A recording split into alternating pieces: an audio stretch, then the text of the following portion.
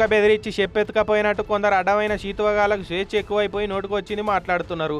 ఎవడేం చేస్తాడు తీ అన్నట్టు సోషల్ మీడియాలో పోస్టులు పెడుతున్నారు. ఎంత బరితెగిచ్చిన తనం కాకుంటే no India I love Pakistan అని వాట్సాప్లో స్టేటస్ పెట్టుకొని ఎచ్చులు కొట్టిండు పుట్టపర్తి జిల్లా ధర్మవరంలో ఉంటున్న రియాజ్ అనేటోడు.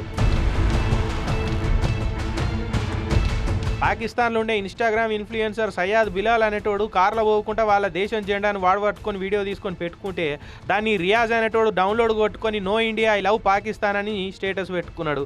వీని లెక్క నిజమైన పాకిస్తానోడు కూడా గీతీర్లో పెట్టుకోడేమో. ఒక గంత పాయిరం గారిపోతున్నది వీనికి పాకిస్తాన్ అంటే. మరి వీనికి ఇండియాలో బతికేతందుకు కష్టమైతే చక్కగా ఆడికే పోయి బతుకుతే అయిపోవు కదరా బద్మాష్ అని వాడిని స్టేటస్ చూసిన కొంతమంది క్లాస్మేట్స్ స్క్రీన్ షాట్లు కొట్టి పోలీసు వాళ్ళకి ఫిర్యాదు ఇచ్చారు. ఇక వినాశకాలే విపరీత బుద్ధి అన్నట్టు ఏం చేస్తాం. ఇదే టైంలో ఎన్ఐఏ వాళ్ళు ధర్మవరంలో ఉంటున్న నూర్ అనే ఇంకోడు పాకిస్తాన్ టెర్రరిస్ట్ గాలతోటి మాట్లాడుతుండన్న ఇన్ఫర్మేషన్ తోటి వచ్చి పట్టుకున్నారు.